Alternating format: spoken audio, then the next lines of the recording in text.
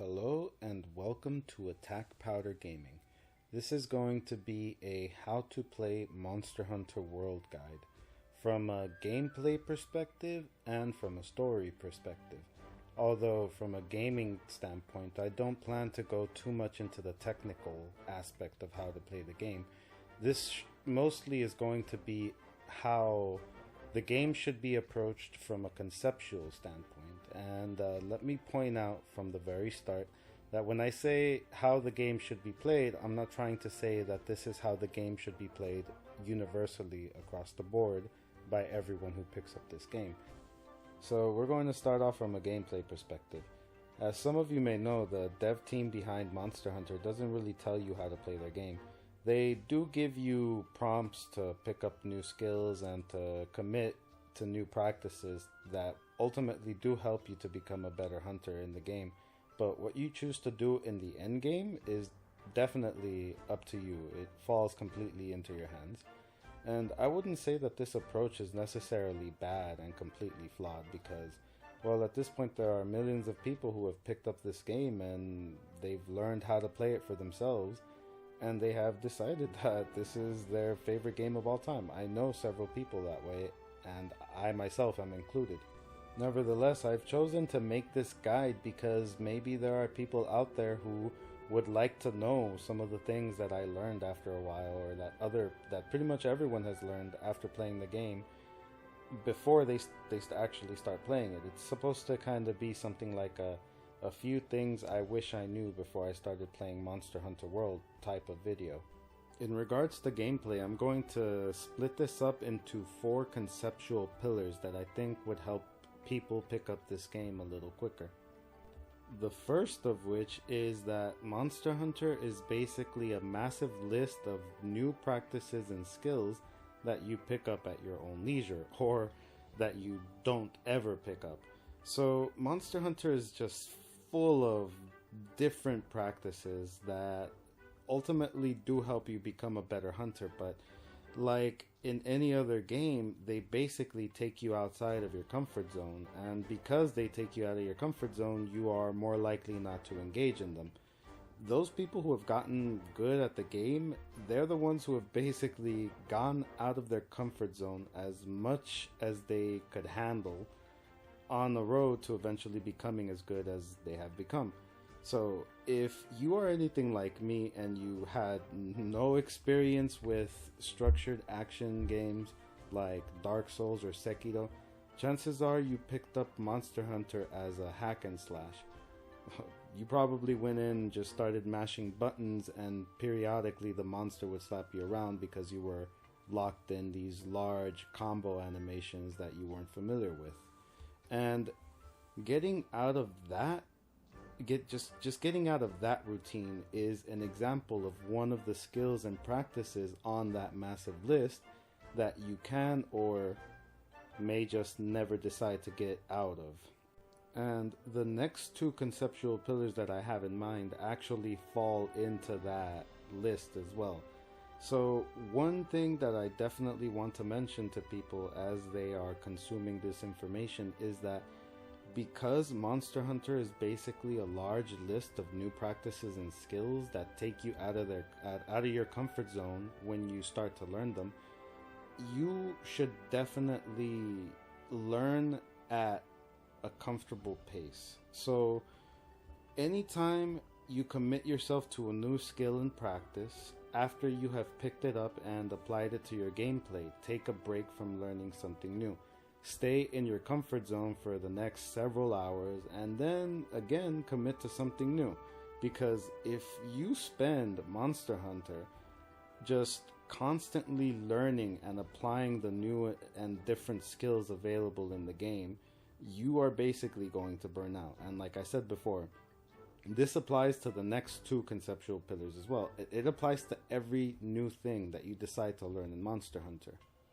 So the second conceptual pillar is weapon, learning your weapon. So weapons in Monster Hunter are extremely complex. I don't care what anyone says, but learning how to play a weapon in Monster Hunter can be like getting really good at a musical instrument.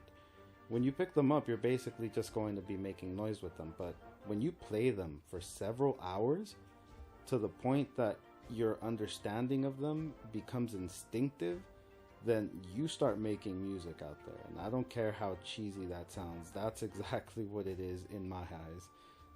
Weapons in this game are structured meticulously by the dev team. Basically, each weapon has different combos and attacks.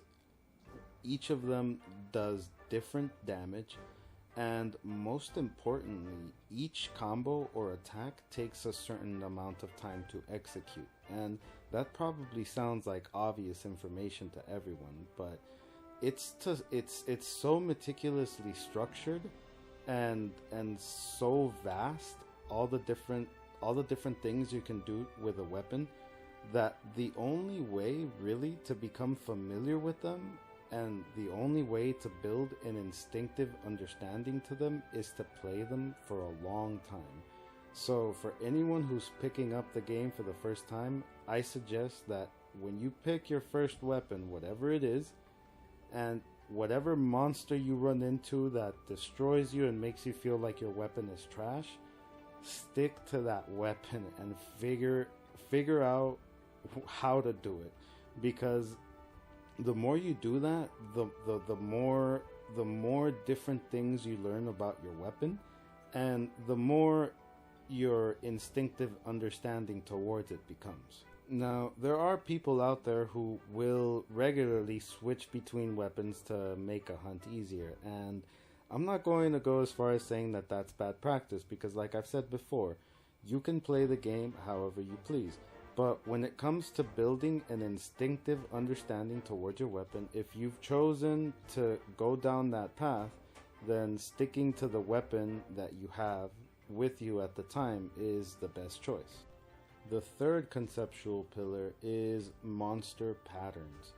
So, monster patterns don't actually have to be learned meticulously in order for you to successfully hunt monsters. I went through the whole story mode, never really learning a monster's patterns, and I did just fine. I even went beyond the story mode in Vanilla World. I took out arch-tempered monsters without learning, at least until I got to Xeno'jiiva. But I'll talk about that in a sec.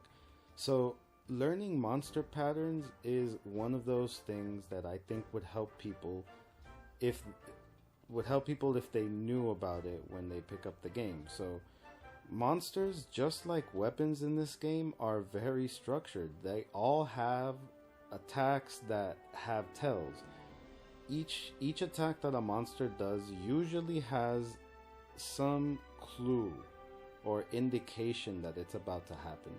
And in some cases, there are some attacks that will always be followed up by another one. So if you pay attention to one attack when you see it happen, then you will probably know what the next attack is gonna be, because it always happens in two. Or basically one always happens right after the other.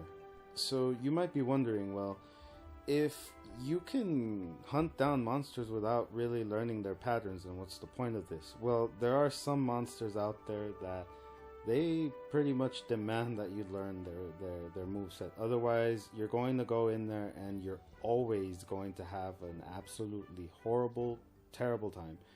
Then again, maybe there are people out there who have learned to enjoy the difficulty, but at the same time, I don't think that there's any Monster Hunter players that can really take too much of getting destroyed by a monster and have a fun time. You probably can handle it maybe for like an hour or 2 hours before you just kind of get frustrated. Or maybe other people can take that sort of thing for longer.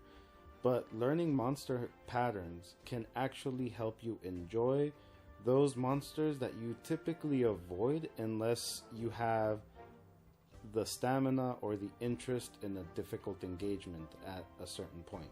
Aside from that, I might say that learning monster patterns may be more daunting or more draining than learning your weapon. And the reason why that is because, well, there are a bunch of monsters out there.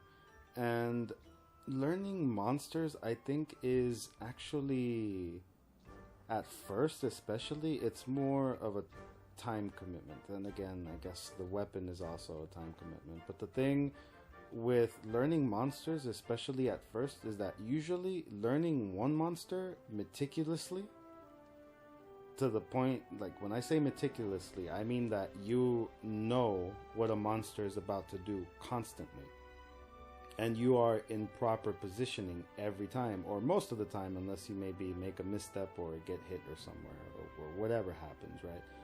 But the reason why I think that this is actually more daunting than the weapon is, because when you learn a monster, it doesn't always apply to the next one. For example, you can hunt a Diablos 100 times in an attempt to learn its patterns meticulously. And then you go and fight a Teostra, and that information suddenly doesn't apply. So, learning monsters in that regard, I think, can be more draining. And this is where that previous advice applies most. So, if you find yourself in a situation where you've spent a lot of time learning a new monster meticulously, and this is usually mostly the case with the higher tier monsters, if you spend a certain amount of time getting really good at hunting a monster, when you're done, enjoy it. Hunt that monster over and over again and enjoy applying your new skills and practices for however long is necessary. Give yourself like a little victory parade, because if you don't, you're gonna burn out. And Monster Hunter is one of those games where, because of the massive learning curve, if you don't stop and reward yourself for the new things you've learned, you're going to burn out. But on the bright side, I will mention that sometimes learning one monster can actually help you with the other one. For example, there are a bunch of monsters out there that have tail whips, and if you learn how to counter or dodge one monster's tail whip, chances are you're gonna have an easier time dodging another monster's tail whip. For example, Deviljho and Zenogre both have a sort of hip check that's pretty similar, although Deviljho's tail, when he's about to do it, is massive. He shows you his flank and then tippy toes backwards several paces and then hip checks towards you. Whereas Zenogre just kind of like sits down into place, plants all of his paws on the ground, and then just bumps his hips outward. But the way you can dodge them is pretty much the same, so you can basically roll through them if you have a skill that increases your iframes, which is evade window. So on a quick note, iframes are basically a period of invulnerability that you gain from rolling. Another maneuver that has iframes is the Superman dive, which you do basically by running away from a monster and repeatedly tapping the A button. Your character is basically do a suicide dive, and throughout the whole duration of that suicide dive, nothing can hit you. Nothing at all can damage you. So you actually have some of that invulnerability period simply when you roll or hop to the side with certain weapons.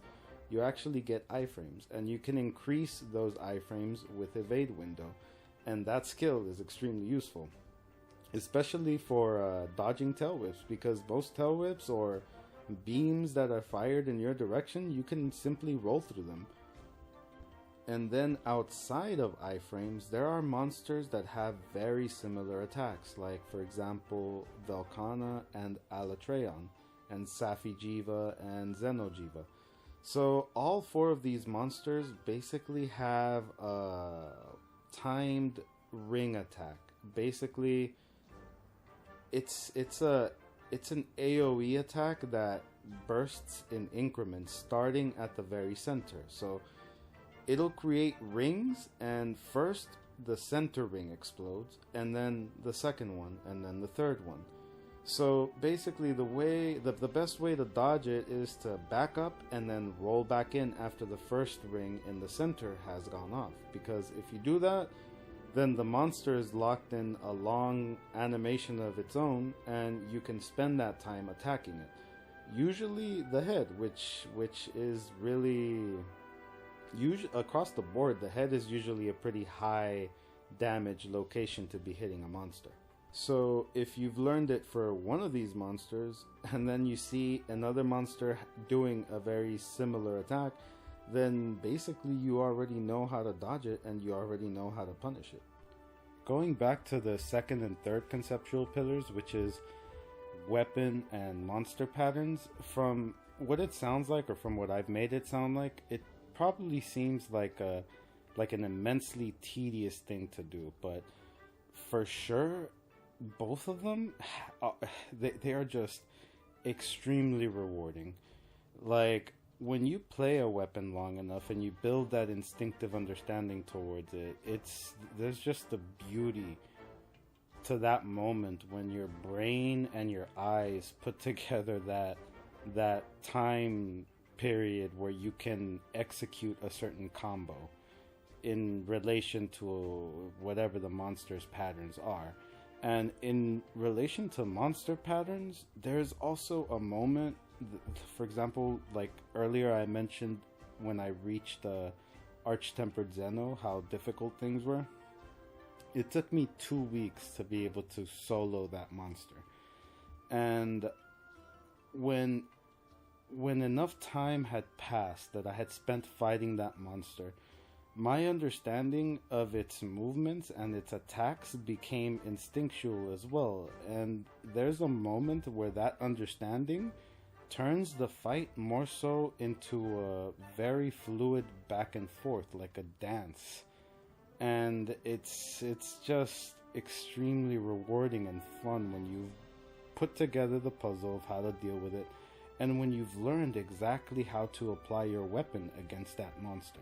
And the fourth and final conceptual pillar is builds.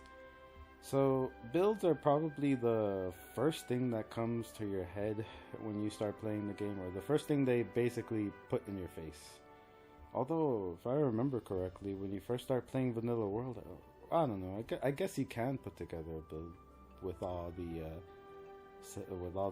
early game sets that they have out there, but like I said before, it's one of those things, just like learning monster patterns and learning your weapon, that you don't necessarily need to complete the story mode. I just like I said before, I went through the whole story game and several Arch-Tempered monsters without learning how to use builds. When I decided to finally go after Arch-Tempered Zeno, and that wasn't because I liked the monster or because I was choosing to pick up some kind of challenge or anything. It was because I wanted the layered armor, the commission layered armor at the time. And it was locked behind Arch-Tempered Zeno, so that's what I had to go do. That's what I ended up doing. And up until then, I hadn't even started applying affinity to my weapon. I had just slapped together a build that had health boost in it and stun resistance in it, and then whatever else was on there was all well and good for me. I can't remember what I even had in there, but I'm pretty sure I was at maybe even a negative in affinity at that point. But I ended up going after Arch Zeno at a point where I thought I had the game entirely figured out, only to get completely clapped and destroyed. That monster was difficult enough to the point that for the first time I had to look up YouTube guides. So in the YouTube guides, maybe the first thing I ran into was the insect glaive, because when Arch Zeno was around in Vanilla World, most people were just using aerial glaive to get through it. But, well, me being stubborn, I ended up forcing myself to do it with the switch axe, which was extremely rewarding. Although I did jump to the bow briefly, and then some unseen force just came over me and sent me back to the switch axe, thankfully, because it was really rewarding once I was finally able to do it with that weapon. Anyway, in regards to builds, there are sub-meta builds, semi-meta builds, and meta builds. And I would say that all three of these styles or choices are completely viable when it comes to enjoying the game. I've been asked before to put into perspective what Monster Hunter as a game is or what it's like, I mean. And most of the time what I'll say is, oh, it's like Dark Souls or any other structured action gameplay that's out there. But another thing that I always toss in there is that Monster Hunter is a game that is extremely difficult to be good at. But you don't have to be very good at it to enjoy it. There are people out there who play at the sub-meta level and at the semi-meta level who love the game, and they'll tell you it is their favorite game of all time. And that's just perfectly enough. So at the sub-meta level, I would say you probably just have the most useful, I guess, utility skills, which is probably health boost and stun resistance, and then most likely elemental resistances, defense boost, or evade extender, and other little things like that that just make the game feel more fluid to you. But I guess in all honesty, you probably find any skill in a sub-meta build, because I would say that sub-meta builds are probably just things that players throw together and go play with. Usually players who haven't decided to commit to that learning curve of learning how to make their own builds and such. Now, at the semi-meta level, I would say that's about when you start at least putting some form of importance on affinity. So I would say that in a semi-meta set, you would probably find affinity skills, maybe weapon accessory skills as well. And a weapon accessory skill is something like guard or artillery for the charge blade, or power prolonger and focus for the switch axe, or focus for the greatsword and things like that.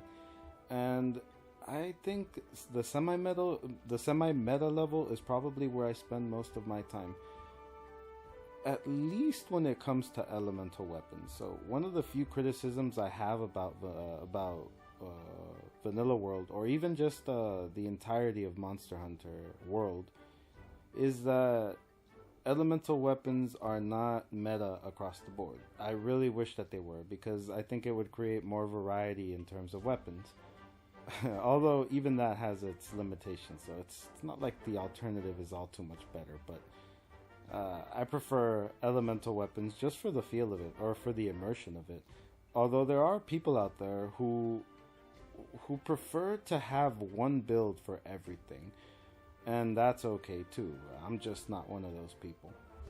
For me, I'd say that I spend some time in the semi-meta level because, for example, Zenogre, Stygian Zenogre, the meta weapon for Stygian Zenogre for the switch axe is definitely the Fatalis switch axe. But because I do like to go outside of the meta simply for my own pleasure on occasion, I usually bring the Safi Thunder Swax for Stygian Zenogre.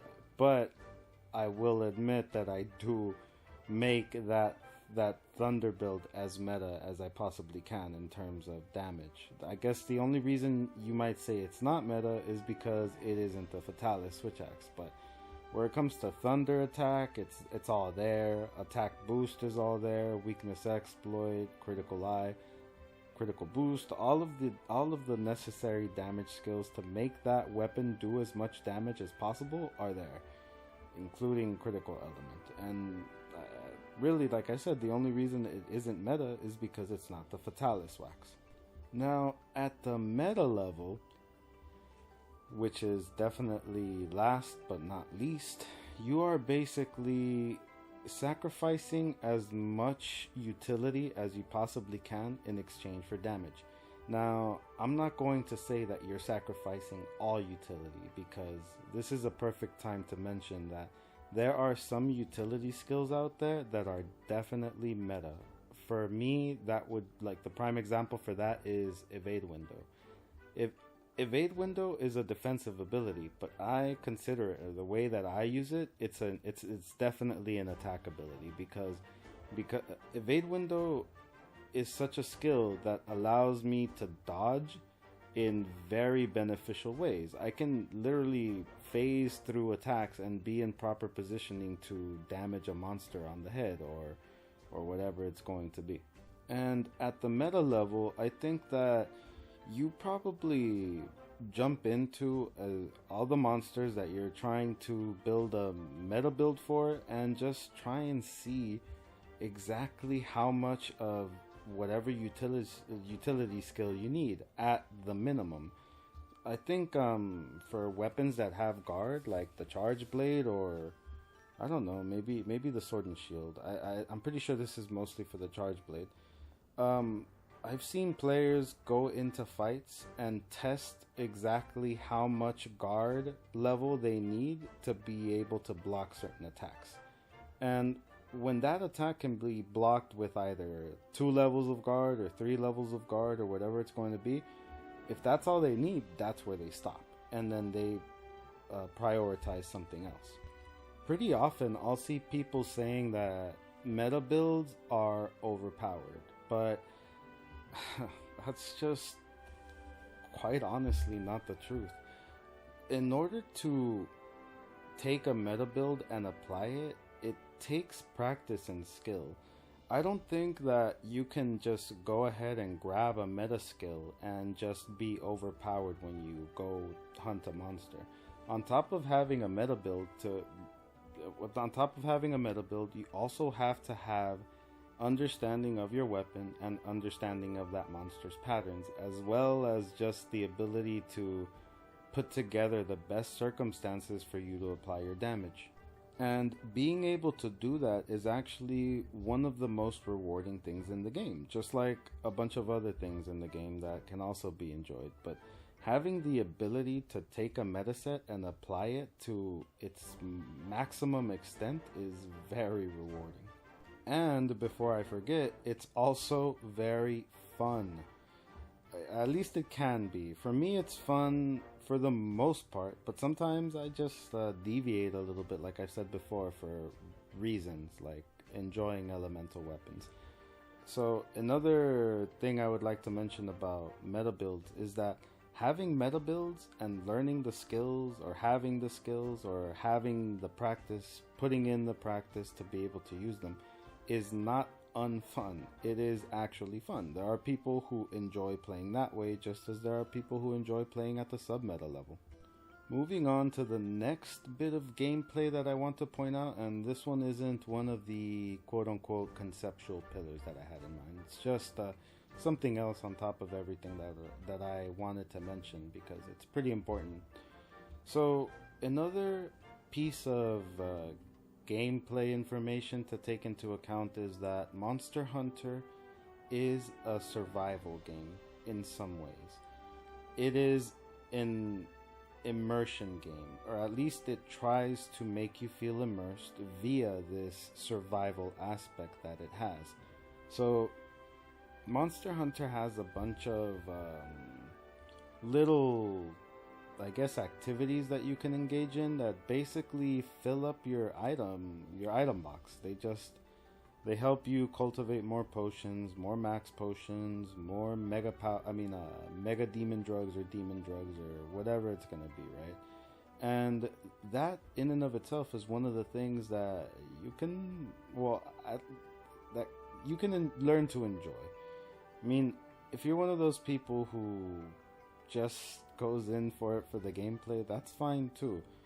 But to me, this survival aspect of the game can be extremely therapeutic. It's something maybe to do on your downtime when you pick up the game, because like I've said before, this game is so vast.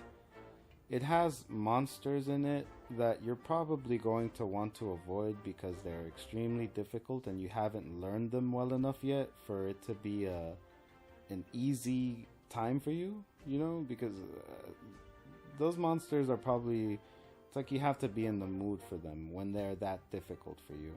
And the survival aspect of Monster Hunter World is one of those many little things that you can do to just kind of take a breather from the difficulty of the game. At this stage, one of my favorite things to do is to go into the guiding lands and forage for research points. I have a gathering set, and then I have my selected bone piles that I like to go to. I go back and forth from the lava region to the rotten region, and I move from that area to the next, collecting bone piles, gathering research points from it. And maybe just from describing it, it sounds tedious. And I'll admit, it has been tedious before, especially when I really needed research points. But outside of that, there are times when I just kind of want to relax and just do something light, and or maybe even talk to friends and just hang out and do that thing on in the background. Plenty of times I'll be talking on the phone with people, hanging out while keeping the controller in my hands and going from bone pile to bone pile, gathering research points. That probably sounds asinine to most of you, and guess it's a good segue into the next thing that I'm going to talk about, which is the Monster Hunter World story, which I think is better than what most people make it sound. I've seen great big fans of Monster Hunter as a series across all the numerous entries say that Monster Hunter is not necessarily a story-driven game. And in some ways I'll agree, but there is something I want to point out about this aspect of the game that I think would help new players, or even, I guess, existing players, realize what there is in the story that you can enjoy. The story in Monster Hunter World is very unconventional. It's not your typical drama, nothing like what we find in our typical media, whether it's video games, movies, or TV shows. It does present issues to you, but I think that the issues that they present to you are intended to remain largely unresolved. I think they send you off to do quests, and even though you complete the quest, there is always some level of uncertainty about whatever thing you've done that you are free to contemplate on yourself. And that brings me to what I think the purpose of the story in this game is. I think that the purpose of the story in Monster Hunter World is for it to turn you into a researcher yourself. They want you to land on the same wavelength as their characters, to have the same, or at least some crazy speculations of your own based on what you're seeing in the ecology, or based on what you're seeing unfold in the story that they're telling you. What led me to believe this is something that I read in the Dive into Monster Hunter World book. That book is really good, by the way. There's a lot of very interesting information to be had there. So one of the things that I read in it was about bioenergy and the Everstream. So apparently bioenergy is, at least one of the things that it's capable of doing, is working as an evolutionary force, or a force of adaptation that can take place in plants, soil, wyverns, and even endemic life, such as what happened in the Coral Highlands. So in the Coral Highlands, the corals, which in the real world can only survive underwater, they were empowered by the bioenergy flowing through the Everstream underneath the New World to adapt to be able to survive outside of the water. And they eventually went on to become the foundation of a proper ecosystem. In the ancient forest, the foundation of the ecosystem are the plants. The plants are eaten by the herbivores in the region, which are the Aptonoth and the Kestodon, and then the Kestodon and the Aptonoth are preyed upon by the predators, which are the Great Jagras, the Rathalos, the Rathian, and other creatures that inhabit the ancient forest. The difference between the plants in the ancient forest and the corals in the Coral Highlands is that in the Coral Highlands, the primary feeders, such as the Aptonoth and the Kestodon, they don't feed directly on the corals. The corals, they propagate by releasing eggs out into the air. So it is these eggs that feeds the primary feeders in the Coral Highlands. Primary feeders in the Coral Highlands are the Rufinos and the Paulumu, and probably other creatures that I haven't read up on yet. I do think that the Coral Puke Puke eats them as well, but I'll get into that in the future. So I discovered all of that information in the book, and I also did a lot of reading into Zoromagdaros and other creatures. And after having done a lot of reading into what the Everstream was, what bioenergy was, how it had affected the different biomes in the game and all of that, and after I read the story as well, or I guess additional details about the story, I ended up having a singular question in my mind at the end of Vanilla World, and that was, if the issue with Zoromagdaros has been resolved, then what's going to happen next, especially in regards to the next Elder Crossing. So in the game, the Elder Crossing started occurring every 10 years, whereas before it used to take place every 100 years. So now that Xeno'jiiva had been eliminated and that issue is supposedly not going to be happening anymore, is the Elder Crossing going to revert back to its 100-year cycle?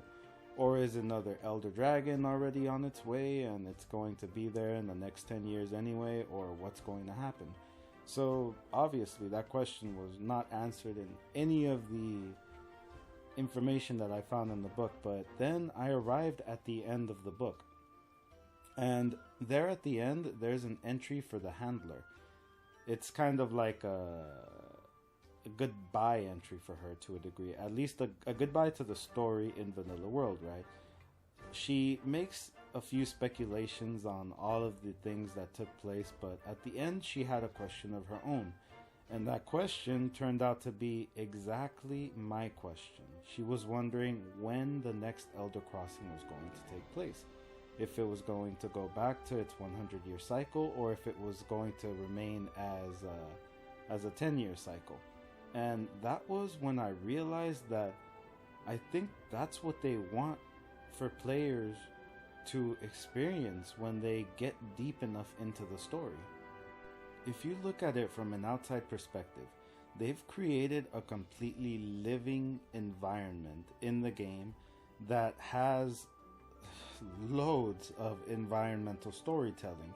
Earlier I mentioned Coral Puke, so there is a large pink coral tree in the Coral Highlands that periodically releases purple particles, and the Rufinos in the area then approach and start feeding on these particles. So that's an example of the eggs that the corals release in the Coral Highlands.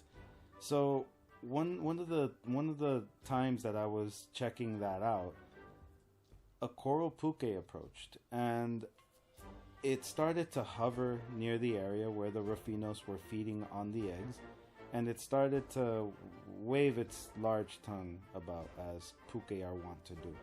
And when I saw it, I thought to myself, oh, well, I guess Coral Puke probably feeds on these eggs as well. It would make sense, actually, because Puke in the Ancient Forest, the regular variant of Puke, they feed on mushrooms. So the Coral Puke in the Coral Highlands probably wouldn't be feeding on other creatures as well, because, well, it's not necessarily a predator, I guess you can say. So the fact that it would feed on eggs in the Coral Highlands makes sense. But then after a while, I thought to myself, well, hey, maybe it does that everywhere it goes. Maybe it'll go somewhere where there are no eggs around, and it'll just stick its tongue out and lick all over, just kind of wave its tongue around. And that's something that I have yet to go and fully investigate, but that is a prime example of the environmental storytelling in the game.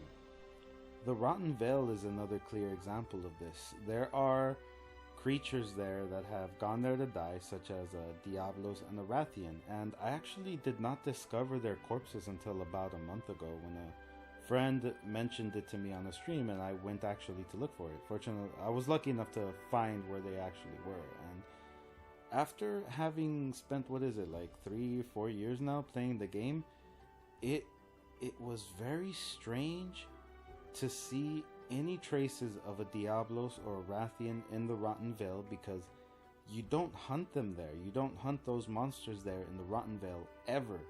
And it was very alien, unconventional to me. And that's just another example. And there's so much that at some point I remember reading about these strange roars taking place in the ancient forest and in the Hoarfrost Reach, which is in Iceborne, by the way. And some players went ahead and they did some investigation, and they discovered that these sounds in the ancient forest, they only take place when there's a Rathian and a Rathalos in the map. So these roars that people were hearing were actually both of them calling to each other. And in the Hoarfrost Reach, the sound would only take place when there was a shrieking Legiana on the map. So the perpetrator of that noise was just that, the shrieking Legiana. At some point in time, I also remember venturing about in the Coral Highlands, and it's just like in any other biome. Anytime I went into any biome prior to this understanding, I simply went in searching for the monster I was there to hunt. But this time, because I was doing some investigation, I actually stopped and experienced the Coral Highlands as an environmental story for the first time. One thing that stood out to me was a howling sound. As I was moving around the Coral Highlands, I discovered what sounded like a whale song echoing through the ocean. And I guess aesthetically, it fits perfectly because the Coral Highlands is to a degree supposed to resemble an underwater ecosystem. And hearing a whale song echoing through the Coral Highlands was just perfect for it. So I looked that up online as well, and I discovered that there are people out there hypothesizing about it. Other people who have stumbled upon the same understanding that I have, probably, that Monster Hunter World is an environmental storytelling game. And some were speculating that the sound that you hear was actually Shar Ishvalda. And this was, I don't know if that sound was present before Iceborne, but I'm not so sure about that one. When I read it, personally, I didn't think that could be the case. But there was another bit of speculation made by other people, and that was that since the Coral Highlands are very windy, that sound that you were hearing was probably the sound of wind funneling through the corals in the Coral Highlands. And that sounds to me like it makes more sense. I can probably add another 2 hours of video to this one here, just talking about all of those examples. And I think that the evidence is pretty solid of what the purpose of their story is. I mean, it's right there in front of our eyes. They've for sure created a very living environment, or at least as living as technology allows. I wish, oh god, I just have so many things that I fantasize about that they could do in terms of the environment with better technology. But it's good as is. I'm completely happy with what I've gotten, and I'm eager to encounter this same form of storytelling in the next mainline entry of Monster Hunter. But of course, there are other things that I would ask for. In that case, I would hope that they improve on how they tell that story. But also, before I forget, I'm going to point out that I am going to stop short of saying that the story in Monster Hunter World is a masterpiece. And the reason why I'm going to say that is because I didn't realize what kind of story they were telling me until I discovered the book. And I don't think that that's good practice. Although I will also strongly point out that I'm pretty sure that the dev team did not do that intentionally. It's just that the story device that they've chosen is so unconventional, so vague, or so just hard to grasp, that's just how it unfolded for me. There might be people out there who figured out this environmental storytelling without picking up the book. Actually, now that I think about it, I'm sure there are a lot of people smarter than me, I guess, in that regard.